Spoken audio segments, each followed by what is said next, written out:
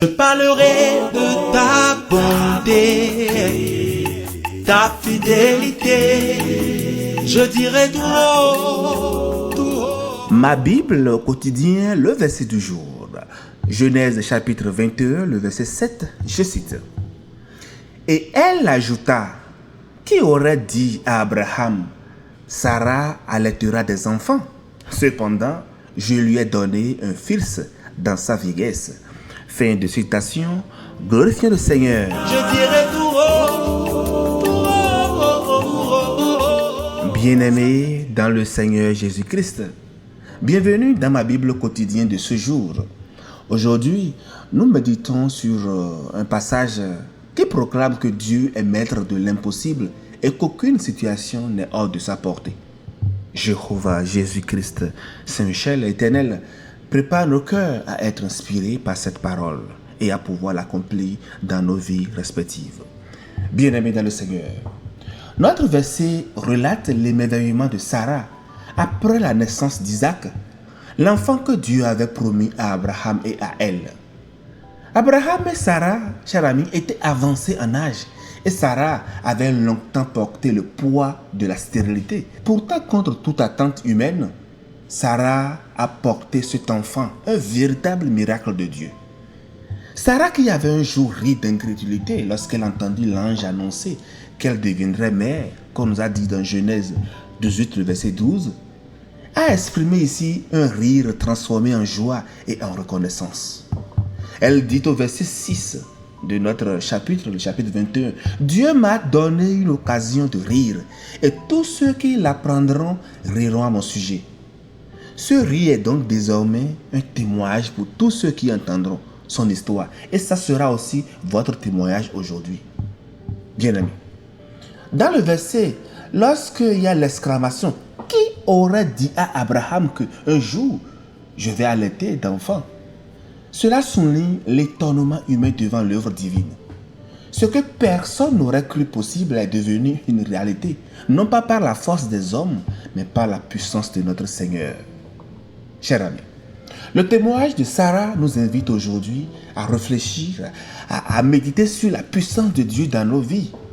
Comme elle, nous faisons souvent face à des situations désastreuses, à des situations qui nous semblent insurmontables, des rêves brisés, des défis impossibles à résoudre, des situations, des attentes qui durent des années.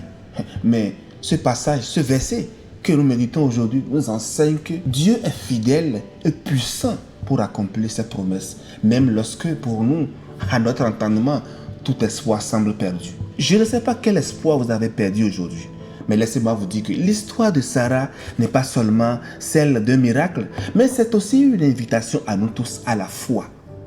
Jésus, notre Seigneur, lui-même nous rappelle dans Matthieu 17, le verset 20 que même une foi minuscule peut déplacer des montagnes. Donc, dans nos défis de tous les jours, la foi va nous ouvrir la porte à l'intervention divine.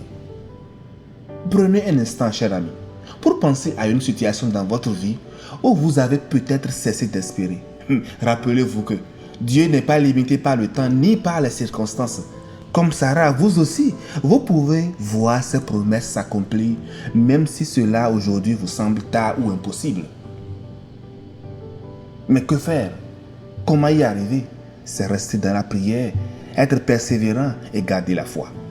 Moi, quand je vois un peu, je me plonge dans l'histoire de Sarah. Imaginez un peu, Sarah âgée. Mais à ce temps-là, Abraham avait déjà 100 ans. Mais Sarah âgée, et lorsqu'il a accouché, berçant son fils dans ses bras, chaque sourire, chaque rire, chaque regard de cet enfant était une déclaration silencieuse. Oh Dieu, tu l'as fait. Ablo, c'est Flémi, c'est ça. Tout autour d'elle, les gens devaient s'étonner et partager sa joie, car son histoire incarnait un message d'espoir et de transformation. Et vous aujourd'hui, qu'attendez-vous de Dieu?